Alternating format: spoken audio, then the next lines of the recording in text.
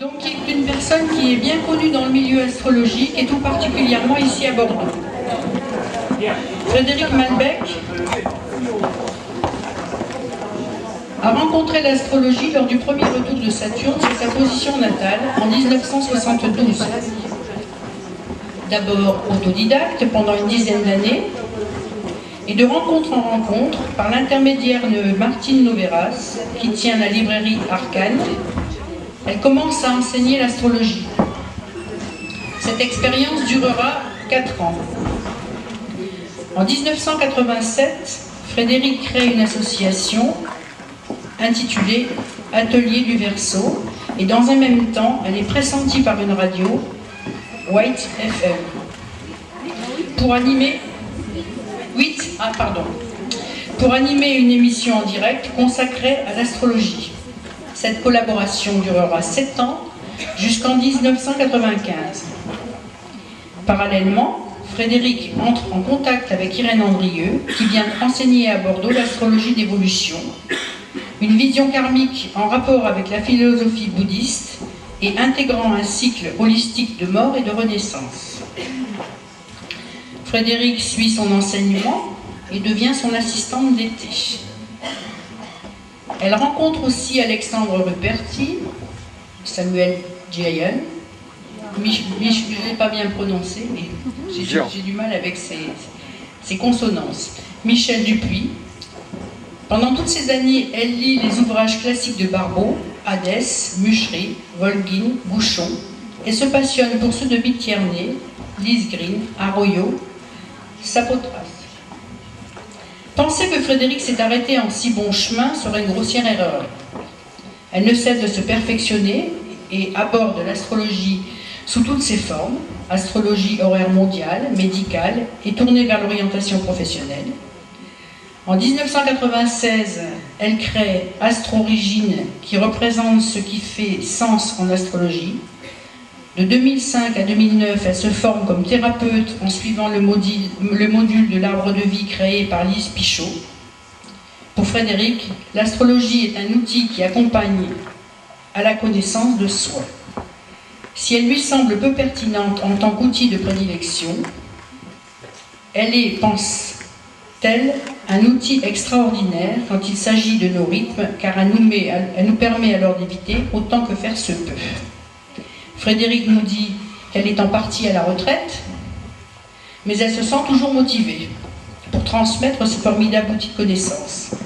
Merci à Frédéric d'être parmi nous aujourd'hui.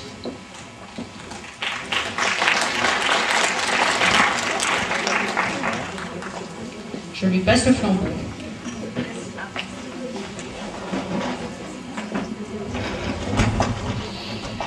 Eh bien, écoutez, bonjour. J'ai préparé des mots de la vie et je voudrais vous les distribuer parce que j'en ai pas fait beaucoup.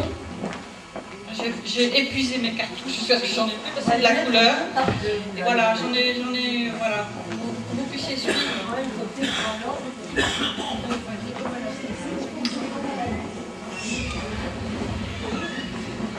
Voilà.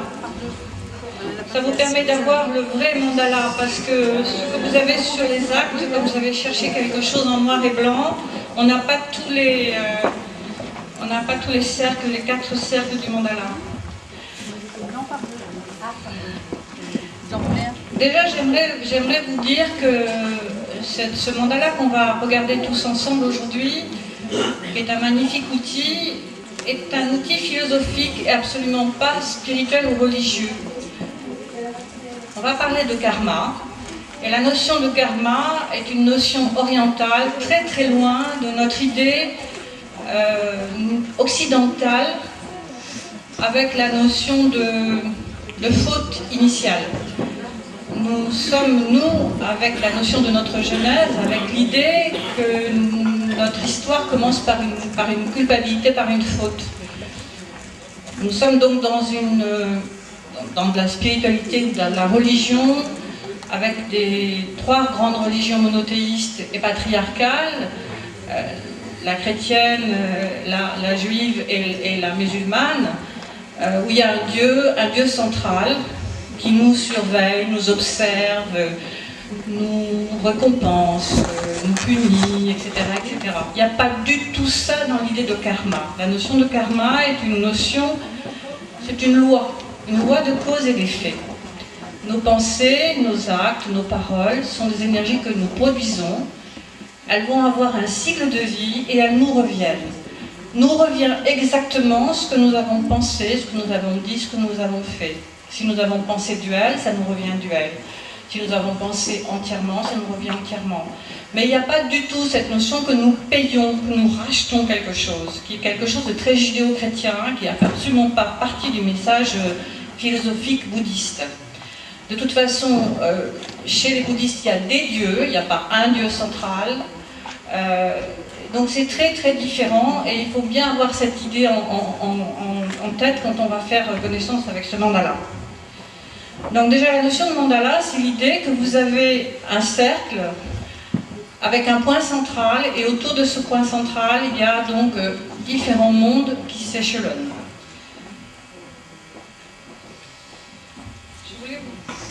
Je voulais vous dire en préambule ce que dit Bouddha: soyez à vous-même votre propre flambeau, votre propre refuge et votre propre maître. Voilà, donc il y a vraiment l'idée d'une véritable individualité, d'une vraie liberté qui nous est donnée. Nous ne sommes pas dépendants d'autre chose que nous-mêmes. C'est difficile à entendre. Pour nous, dans notre éducation judéo-chrétienne, nous n'avons absolument jamais reçu ce message-là. Donc voilà le mandala, ça c'est celui que j'ai trouvé en noir et blanc. Donc vous voyez, il y a les 12 causes interdépendantes qui sont de chaque côté et les 3 poisons autour dont on va beaucoup parler. Donc, on peut passer à... Voilà. Ce mandala, qui est un dessin composé d'un point central, ce que je viens de vous expliquer, c'est plusieurs niveaux du monde phénoménal.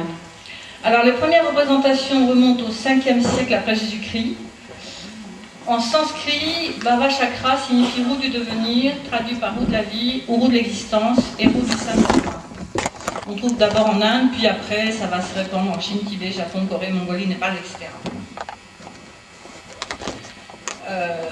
C'est un support de méditation qui a été mis au point pendant 10 siècles en réalité, puisque ce qu'on appelle l'éveil, ce que le Bouddha a connu quand il était donc dans cette recherche profonde, ça s'est passé 5 siècles avant Jésus-Christ.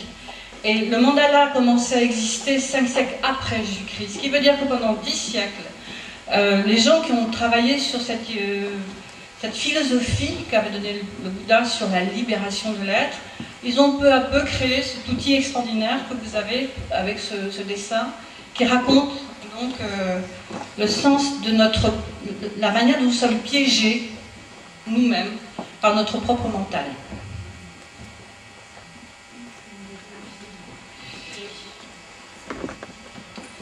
Alors, donc c'est un support de méditation. Elle définit, voilà, pardon, plus qu'un dessin ou un symbole, c'est un instrument de méditation et d'ouverture de sagesse. Le Dalai Lama dit qu'en travaillant sur le mandala, en méditant dessus, ce mandala que je vous ai tous préposé là, on peut trouver la libération. Parce qu'ils ont tellement travaillé pendant des siècles et des siècles et des siècles sur ces symboles, sont tellement habités, tellement vibrants, qu'en travaillant sur le mandala, on peut trouver un apaisement très profond. Donc c'est une connaissance globale de la condition humaine, de ses expériences sur Terre, du mystère de la naissance et de la mort. Elle montre notre enchaînement au cycle des existences sur différents niveaux psychologiques, la raison de nos souffrances.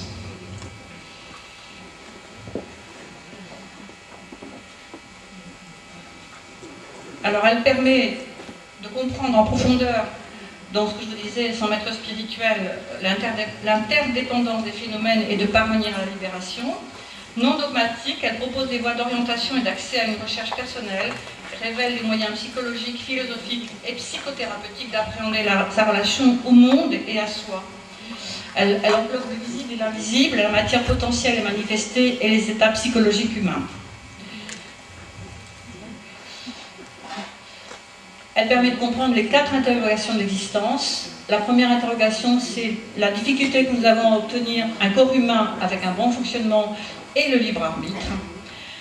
La seconde loi, c'est la loi de l'impermanence, transformation et mort. Troisième loi, loi des causes et des effets, le karma, dont on vient d'évoquer tout à l'heure avant que je commence un peu le sens. Et quatrième loi, la souffrance comme condition de l'être humain, inhérente au fait que nous sommes dans une dualité due au changement, que nous sommes attachés au bonheur, que nous avons une souffrance parce que nous sommes dans la souffrance, que nous avons une souffrance engendrée et multipliée par le mental conceptuel, et ces quatre souffrances liées à la vie qui sont la naissance, maladie, accident, vieillissement et mort. Voilà, à l'extérieur de la roue, vous avez ce personnage qui tient la roue qu'on appelle Yama. Là, je l'ai trouvé en noir et blanc pour vous le montrer. Et vous l'avez sur les roues que je vous avais données, c'est lui qui tient l'enchaînement. Alors, c'est un monstre qui tient la roue entre ses griffes. Il est l'image de la mort et il représente la nature transitoire de toute chose. Ça, c'est donc Zopa Rinpoche qui dit « Chacun de nous va mourir, c'est certain. Mais le moment précis de notre mort est incertain, ainsi nous sommes tous dans la même situation, entre les griffes de l'impermanence et de la mort. » C'est vrai que dans notre tradition occidentale, on a tendance à être un peu schizophrène, où la mort, on ne veut jamais la regarder en face. Là, c'est vrai que tout l'enseignement du Bouddha met ça toujours en priorité, comme une des conditions sur lesquelles il faut qu'on accepte de rencontrer cette idée, au moins. Pas d'essayer de la gommer.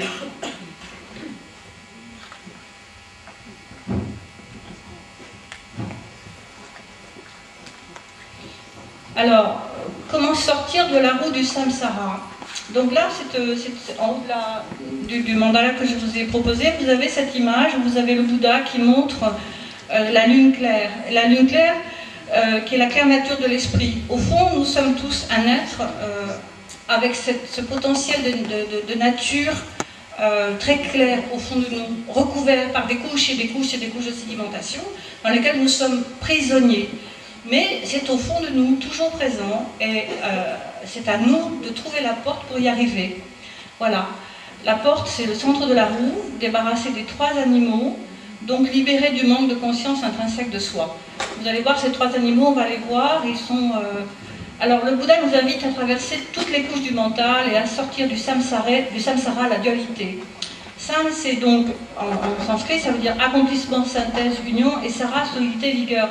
Au fond, on est partagé entre cette recherche de synthèse et quelque chose de très solide qui nous attache, quoi. Pour ne plus figer et rigidifier chaque chose. Et afin de renouer avec le nirvana, nir sans et vana sans, cette espèce d'état primordial dans lequel nous sommes tous, nous sommes réellement. Et c'est ça qu'il faut retrouver, renouer ça. La juste compréhension des lois universelles, l'interdépendance et l'impermanence sont les seuls chemins vers la libération. Voilà, donc cette roue, elle a 4 niveaux. Vous avez donc au centre les 3 causes du samsara, qui sont les 3 poisons mentaux, on va les voir. Après, vous avez les 2 voies contraignantes, les 6 états de la transmigration, et après les 12 états de l'existence. Et si vous voulez, c'est comme une espèce de... Ça commence par le centre, et après, ça résonne sur le niveau 2, 3 et 4, et c'est ça qui crée la roue, et qui crée l'enchaînement. Voilà, les 3 animaux représentant les 3 causes de notre vie et de notre enchaînement sur Terre. Les piliers de l'ego, les 3 poisons mentaux. Alors le porc-cochon qui symbolise l'obscurité mentale et l'ignorance. L'oiseau-coq qui est l'identification-attraction. Et le 3e, le serpent qui est le rejet. Donc on l'a trouvé dans 3 différentes traditions pour vous les montrer.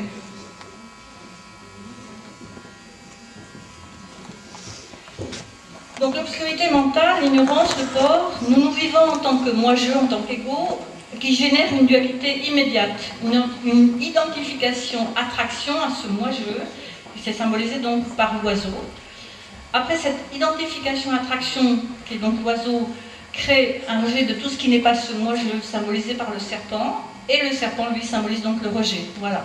Donc c'est là où tout se joue, c'est la racine de tout ça. La première cause de l'enchaînement est davantage due au manque de conscience, de connexion avec le soi profond qu'à l'ignorance. Tout est fondé sur ce double mouvement d'attraction et de rejet. Le centre de la roue, avec les trois animaux, nous donne l'explication de la pulsion de vie basée sur cette dualité. Alors, le deuxième cercle nous conduit à la compréhension de deux mouvements vers le haut et vers le bas. La moitié gauche est blanche, la moitié droite est noire. À droite, les êtres sont représentés nus. Donc on n'est pas encore incarné en sorte là, hein. C'est un corps subtil. Ce mouvement cyclique, dans ce mouvement cyclique, nous pouvons nous élever ou descendre des royaumes supérieurs aux royaumes inférieurs. C'est la notion de bardo du devenir, sorte d'antichambre avant la renaissance, période entre le moment de la mort et celui de la renaissance. Bardo, mot tibétain qui signifie état intermédiaire, état de transition entre deux. Cette division en deux détermine la création des 6 mondes. Voilà, donc on arrive avec ce troisième cercle où nous allons trouver les émotions de base qui sont donc la peur, le désir-attachement, la colère-répulsion, l'orgueil, la jalousie, l'avarice. Et il y a 6 Bouddhas qui soutiennent ces 6 mondes. Il y a donc les royaumes supérieurs avec les Devas, les Asuras, les demi-dieux, les guerriers jaloux, les titans, qui est le second niveau. Après, vous avez les humains. Et puis dans les mondes inférieurs, vous avez les animaux, les Prétas, qui sont des esprits avides et affamés, et le monde des fantômes. Et après, il y a le monde des enfers, des enfermements, l'enfer. Alors, ces émotions de base, voilà, la peur, toute peur provient d'une non-connaissance de soi-même et des lois de l'univers. Le désir-attachement, nous sommes attachés à notre corps sans objectivité un instant que celui-ci disparaîtra. Et c'est vrai que c'est ce côté qui est très puissamment notre obsession. La colère-répulsion, nous croyons que notre malheur vient toujours de l'extérieur, sans voir que nous projetons en permanence notre incapacité à nous remettre en cause, à nous adapter aux nouvelles situations. C'est vrai que cette philosophie nous rend responsables de nous à part entière. Hein? Vous voyez, c'est... L'orgueil, nous nous considérons supérieurs à la nature, aux autres êtres humains, aux animaux, aux végétaux, aux minéraux. La jalousie, incapable de réaliser nos désirs, nous nourrissons un complexe d'infériorité qui se transforme en colère et en haine. L'avarice, elle dit notre incapacité à partager par le besoin de tout garder et de considérer que tout nous est dû, comportement boulimique. C'est vrai que dans notre société actuelle, ce côté boulimique et cette espèce d'avidité est très très présente. Voilà, les 6 Bouddhas sont dans les 6 mondes. Alors vous avez le monde des Devas, qui est un monde tout blanc, monde des joies célestes. Donc c'est les gens qui vivent sur Terre dans le monde des Devas. On va avoir beaucoup, tous ces êtres qui vivent hors de la difficulté quelle qu'elle soit. Donc c'est des gens qui ont un grand niveau de fortune, qui sont dans une facilité apparente constante. C'est ça qui est sur Terre de ce style. Après les Asuras, les demi-dieux, guerriers, jaloux, titans, ça c'est donc les forces titanesques. On va trouver davantage là, on peut imaginer qu'on va trouver Hitler, on va trouver des gens qui sont des gens qui ont été des despotes. On va aussi, oui, tous ces grands guerriers qui vont tuer à tour de bras. Même Napoléon, on peut le mettre là-dedans, hein, ça fait partie des gens qu'on peut cataloguer dans ce monde-là. Après, il y a le monde des humains, qui est le monde de l'activité humaine, le plus équilibré, le monde du travail sur la compassion. Donc au fond, nous les humains, nous venons travailler sur ça, la compassion. Ensuite, vous avez les animaux, monde vert des animaux sur Terre. Qu'est-ce qui s'est passé là? Curieux. Enfin, bon, ça va rien. Non, laissez-le. Les animaux, les prétas. Alors, le monde vert des animaux sur Terre, les prétas, esprits avides et affamés.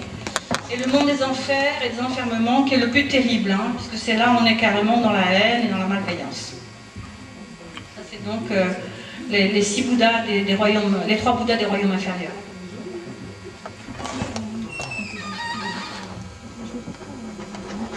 Alors, si on fait une corrélation avec l'astrologie, ces mondes nous donnent ce qu'on appelle des 10 paramitas. C'est un mot sanskrit qui signifie perfection, vertu, action transcendante, qualité. Et donc, à partir du moment où on trouve une qualité, on va aussi tout de suite voir son côté duel. Donc, la première des paramitas, c'est le don, qui est la générosité, qui est représentée par la planète Vénus, et donc dans son côté duel, ça va être l'avarice, l'envie, la jalousie. Après, il va y avoir l'éthique, qui est donc la conduite juste, discrimination, discipline, c'est Mercure, Et ce qui fait qu'on n'arrive pas à s'aligner sur cette notion-là, dans l'ouverture, va faire ignorance, doute, dispersion. La patience, c'est la bienveillance avec Jupiter, et bien sûr, dans son côté contraire, ce sera colère et malveillance. La persévérance, diligence, c'est Saturne, bien sûr. Paresse, lenteur dans son côté difficile. Au fond, si vous voulez, quand on est dans le côté paramita et pas dans le côté dual, c'est qu'on est en ouverture. Au fond, nous sommes faits pour être avec la vie et l'énergie. Quand nous n'arrivons pas à nous caler dessus, nous rentrons dans le côté duel de l'autre côté. Ensuite, vous avez donc l'énergie, enthousiasme, qui est Mars, la force martienne avec tout son torrent d'énergie, mais qui va aussi faire lourdeur mentale ou peur. La méditation, calme, contemplation, ce qui est donné par le Bouddha quand il montre l'eau à la lune, c'est donc sortir de l'agitation mentale, et quand on n'arrive pas, on est dans l'agitation mentale, ça c'est la lune qui représente ça. La sagesse, connaissance transcendante de notre nature profonde, équanimité, c'est le soleil, avec orgueil, opacité mentale, obscurité dans son côté négatif. L'honnêteté, symbolisée par Mercure, c'est la vérité, mais ça peut être aussi inversé par malhonnêteté, vol, mensonge. La détermination, prendre des résolutions, ça c'est Saturne, ce côté d'être excessivement rigoureux. Apathie, indolence, dans son incapacité, quand on va voir qu'on a les planètes rétrogrades, ça peut nous donner ça. Et l'amour, le dernier, qui est la compassion, c'est Neptune, et qui, bien sûr, dans une impossibilité à s'aligner, va créer l'égoïsme. Alors, ces 6 mondes en corrélation avec l'astrologie. Donc, le versant dualiste de chacune de ces planètes dans le mouvement rétrograde. Et ça signifie un besoin de retravailler dans cette énergie. Quand on arrive avec une planète rétrograde, ça veut dire que quelque part, on vient retravailler. Il n'y a pas la notion de jugement dans tout ça, hein, jamais. 10 minutes? D'accord. Voilà. Donc, Mars, Pluton rétrograde, convertir l'énergie servant à tuer ou aux états inferneux. Mercure, Jupiter rétrograde, réorienter l'énergie des esprits avides, vol, convoitise. Mars, Pluton, Vénus rétrograde, réharmoniser les pratiques sexuelles abusives issues d'esprits avides. Mercure rétrograde, se défaire du mensonge, des comportements du monde des animaux, des paroles futiles. Saturne rétrograde, se libérer de sa malveillance et de ses états infernaux. Ah, alors là, je ne sais pas ce qui se passe, on n'est pas sur le bon truc à mon avis. C'est pas le bon truc, c'est pas par rapport à la clé, c'est pas. Je suis désolée, mais on n'a pas le bon truc là.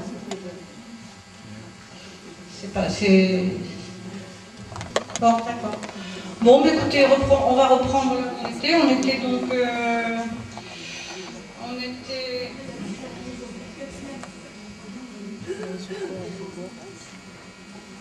Avec les 6 mondes, en corrélation avec l'astrologie, ça y est, on vient de faire ça, avec donc ce qu'on appelle les planètes rétrogrades avec les vices ou actions perturbatrices. Et on va rentrer avec la mise en relation avec les 12 liens interindépendants qui peuvent nous amener en connexion avec les 12 signes astrologiques. Alors, dans sa recherche de l'origine et des causes de la souffrance humaine, le Bouddha Sakyamuni a défini les 4 nobles vérités dont sont issus les 12 liens interindépendants ou nidanas. Ils se succèdent à travers la vie, entraînant la souffrance de tous les êtres. Pour la plupart d'entre nous, revenir sur Terre atteste de notre enchaînement à un système clos, à ce système clos dans lequel nous sommes prisonniers. Notre désir de prolongation nous maintient dans l'espace-temps. L'enchaînement paraît donc inéluctable dès l'instant où nous restons ignorants de notre propre condition. Voilà. On va arriver donc aux 12 liens interindépendants. C'est le cercle du pourtour de la roue, le 4e siècle. Il pose une grille de lecture sur les actes de la vie, expliquant les symboliques qui viennent avec le nombre 12. Voilà. Les 12 signes du zodiaque font partie dans les 3 étapes du cycle de la nature, qui sont donc, avec la création, les signes cardinaux, Bélier, Cancer, voilà. Stabilisation, maturation, les signes fixes, Taureau, Lion, Scorpion, Verseau. Et puis les signes mutables ou doubles, qui sont mutation, transformation, Gémeaux, Vierge, Sagittaire, Poisson. ces trois états du cycle de la nature dans différentes trilogies qu'on va retrouver, donc la chrétienne, avec le Père créateur, le Fils et le Saint-Esprit. Chez les hindous, c'est Brahman le créateur, Vishnu le conservateur et Shiva le destructeur. Donc il n'y a pas un dieu central, hein. Il y a trois énergies qui intercèdent, alors que chez nous il y a le Père créateur, c'est là où on voit vraiment la différence. Hindou, les trois Bouddhas, face qui représentent les phénomènes manifestés, ça nous ramène à la même chose qu'en haut avec nous pour les signes du zodiaque, avec les signes cardinaux fixes et mutables, c'est la même chose au fond. C'est donc la force créatrice qui est sattvique, la force stabilisatrice qui est tamasique, et la force transformatrice qui est rajasique. Voilà. Les 12 secteurs de vie du thème astral en axe, face à face, que sont les besoins astrologiques, puisque finalement on travaille en axe. Hein. Voilà. Alors, ben voilà, vous avez donc... hein, de toute façon, on n'a pas le temps, Denis. De toute façon, je vais vous les lire, tant pis. Hein. Je suis désolée. On avait fait de très très jolies présentations pour pouvoir vous montrer tout ça. Et ben non, ça y a quelque chose qui ne fonctionne pas. Bon. Les 12 liens, donc, sont l'ignorance, le premier, qui entraîne tout. C'est une vieille femme aveugle qui marche à l'aide d'une canne, conduite par un guide. Et c'est en analogie avec le signe du bélier. Voilà. C'est une action primordiale et vitale aveuglée par son propre mouvement. Tout commence là. La formation karmique, les samskaras. Un potier modèle de la glaise, en analogie avec le taureau, les racines empreintes structurent la forme créée par des actions passées. Elles se manifestent de façon solide dans le visible. C'est donc avec ça qu'on arrive avec donc quelque chose qui est déjà marqué, une empreinte très forte. La conscience, Vishnana, des singes grimpent à un arbre, en analogie avec les Gémeaux. Agitation du mental et son infatigable curiosité, sa dispersion. Alors ces trois premiers liens s'enchaînent ainsi sous l'emprise de l'ignorance. Les fonctions karmiques sont produites et se succèdent sur notre courant de conscience. Donc on a le quatrième, le nom et la forme, Namarupa, des individus dans une barque traversent une rivière et tentent de rejoindre l'autre rive. En analogie avec le cancer, barque, point d'ancrage du développement corporel, support du mouvement dans le présent de cette incarnation. Après, vous avez les organes des sens, Sadayatana, une maison aux 6 fenêtres, en analogie avec le lion. C'est nos 5 sens, la vue, l'odorat, le toucher, le goût, l'ouïe. Avec le 6e, la conscience qui les relie, sont au premier niveau la mise en place de l'ego, et au deuxième niveau, celle de l'identification de base du soi. Donc au début, on commence dans... Vous verrez quand on travaillera à la fin, je vous expliquerai ça. Le contact, par ça, sixième lien, notion de contact avec les 3 niveaux de la vie humaine, du plus dense au plus subtil. Vie du corps pour contacter nos états intérieurs, vie émotionnelle reliée aux sensations générées par ces états intérieurs, eux-mêmes connectés à nos états physiques, vie spirituelle, les 3 niveaux donc, et aspiration, recherche d'unité, de virginité. Les 12 liens interdépendants, donc, avec le 7e, toujours, Vedana, un homme reçoit une flèche dans l'œil, c'est la balance. Ici se produit la rencontre. Notion de choc par la présence révélatrice de cet autre qui nous connecte à nous-mêmes ou nous déséquilibre dans l'aveuglement que nous créons pour être aimés. Le 8e lien, Krishna, un homme boit de l'alcool en analogie avec le scorpion, état de passion, de crise par refus du réel, recherche de plaisir pour filtrer ce qui est à voir et s'en distancier. 9e, Upadana, une personne cueille des fruits et les amasse dans une corbeille, en analogie avec le Sagittaire, besoin d'espace, boulimie, besoin de toujours plus, de jouissance, de possession, besoin aussi de transmission. Ah, on en a passé un. Le 10e, le devenir, Bhava, une femme enceinte, en analogie avec le Capricorne, notion de solitude, de concentration et d'ambition. Le projet de réalisation arrive bientôt à maturité avec la fin de la gestation pour produire une nouvelle existence. 11e lien, la renaissance, Jati, une femme accouche, en analogie avec le Verseau, accomplissement d'une autonomie, d'une individualisation, de la recherche du groupe avec lequel se connecter comme famille d'amitié et de projet, une logique proche du symbolisme occidental de restitution universelle. 12e, la vieillesse et la mort, Jamarana, un homme tient sur ses épaules un cadavre et l'emmène au lieu de crémation, en analogie avec les poissons. Nous voici à la fin du cycle, dans un appel vers une dimension inconnue, se dissoudre dans le grand tout ou continuer. appelle vers l'infini, le mystère, ultime étape à franchir. Alors il y a 3 niveaux pour les 12 causes interdépendantes. Il y a un niveau 1 qui est l'enchaînement karmique, donc qui correspond au moment où on est encore beaucoup dans le rapport à la matière, encore avec beaucoup d'instinct animal. Donc à ce moment-là, on est réellement dans quelque chose de très... dans une pulsion directe, très instinctive, de possession de biens, d'avoir besoin de se reproduire, etc. C'est un niveau qui est très puissant sur l'enchaînement. Le niveau 2, c'est la dualité, c'est ce qu'on appelle le sentier du disciple chez nous. C'est le moment où on se pose la question, mais c'est quoi tout ça? À quoi ça sert? Pourquoi est-ce que je suis là? Est-ce qu'il existe quelque chose avant? Est-ce qu'il existe quelque chose après? Est-ce que ça a du sens? Est-ce qu'il y a quelqu'un au-dessus? Enfin, il y a toutes ces questions qui se posent avec le niveau 2, qui est un niveau de recherche. Au fond, on pourrait dire que le niveau 1, c'est vivre le corps. Le niveau 2, c'est plus chercher son âme. On pourrait le traduire comme ça. Et le niveau 3, qui est l'unité spirituelle, c'est le moment où on a trouvé la porte derrière les 3 poisons mentaux et on commence à retrouver cette espèce de calme au fond de nous qui a toujours été là, qui a toujours veillé au fond de nous. Et on devient à ce moment-là un enseignant de spiritualité. On va trouver tous les grands maîtres spirituels, on va trouver toutes les grandes figures qui sont quelque part ceux qui nous accompagnent, qui sont arrivés à cet état d'équanimité totale. Voilà. Merci de votre attention.